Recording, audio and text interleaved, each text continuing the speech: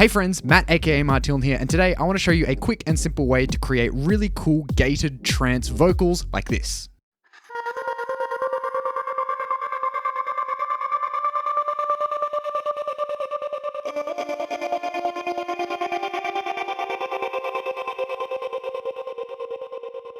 So here in Ableton Live, I've got this short little trance loop that I've made, and we're going to use this to add these gated trance vocals to, and this is what it sounds like.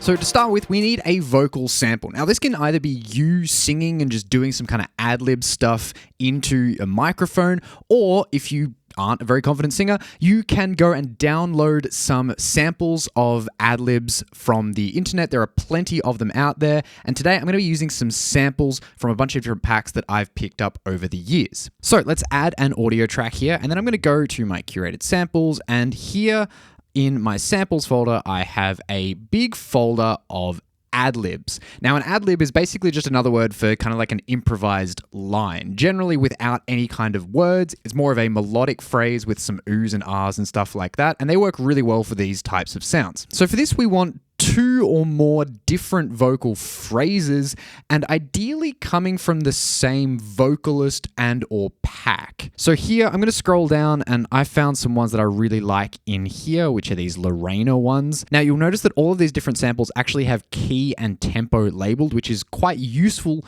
for us. The tempo not so much, but the key definitely. And currently we're in G minor. We're in a minor key, so I want to grab a sample that is in a minor key. It doesn't matter if it's in G minor, we can transpose it into G minor if it's in another minor key. So for this, let's find a few that we might like. Let's maybe go to these F minor ones.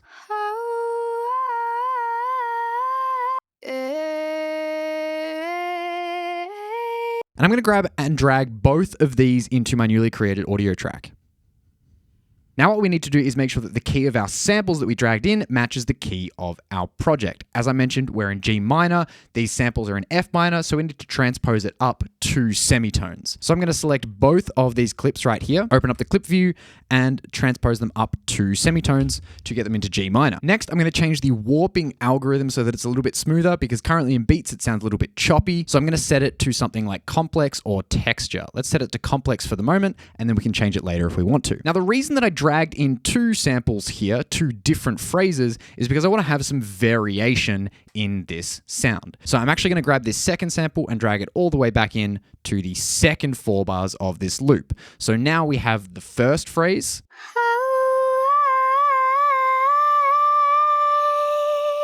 followed by the second phrase. Now what we're going to do is start adding some effects to these sounds so that we get that gated and ethereal sound. So let me delete these effects I currently have here, and the first effect we're going to add is a reverb. On this sound, we want a quite large, long, lush, and wet reverb. In order to achieve that, we're going to bring up the decay quite substantially, and I might bring up the dry-wet control as well, so it's a little bit over 50%, so we get more of that reverb sound than not. And now we have a sound that sounds like this.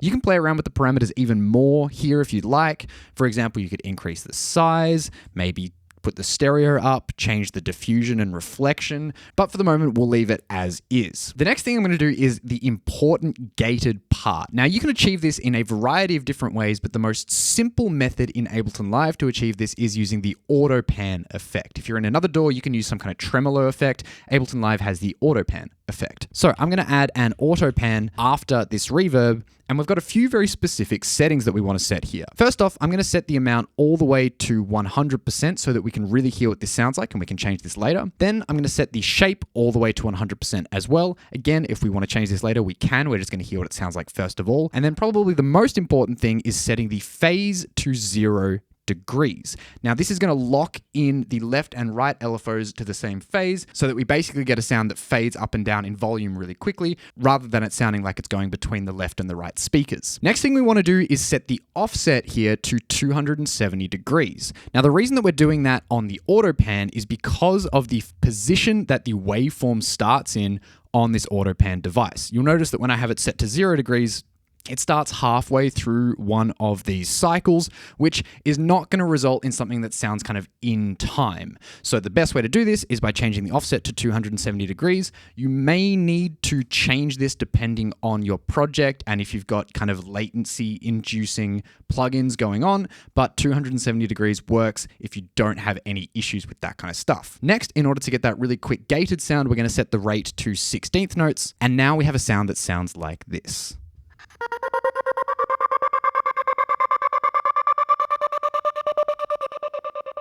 From here, as I mentioned, we can adjust the amount and the shape controls. If we want less of a stuttery sound, we can bring down the amount. And if we want these stutters to be a bit smoother, we can bring down the shape as well. I forgot to mention that it's important to have the shape on the sine wave shape rather than any of the other shapes here.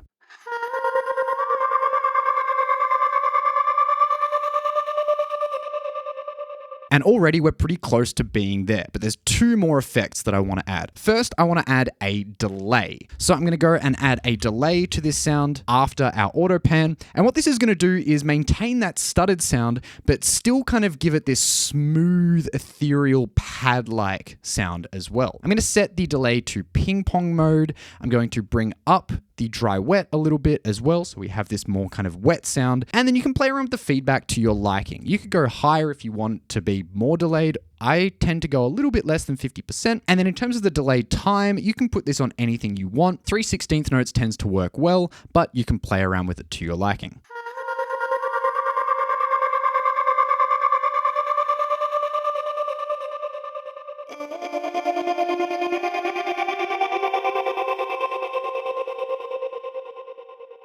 Next, in order to control the dynamic variation in these vocals, I'm going to add a compressor. Now, this is quite important so that we get a nice, smooth, consistent sound and level throughout. For this, I'm going to use Ableton Live's glue compressor. So let's add a glue compressor to this track after the delay. We can pull down our threshold a little bit, maybe change the attack and release settings to make them a little bit slower. And now we should get a little bit more of a consistent sound, and we can bring up the makeup gain in the glue compressor a little bit just to compensate for the amount of gain reduction that's being applied.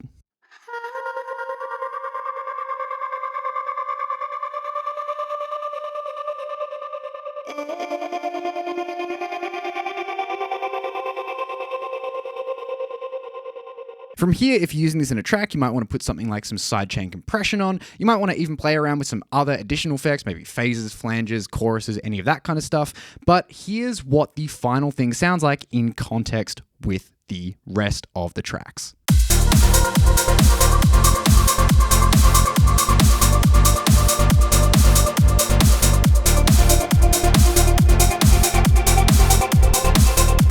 Some other things you could try involve time stretching the original vocal samples, changing their positioning, changing their timing, maybe even auto-tuning them or retuning them to try and get some different melodic phrases going on.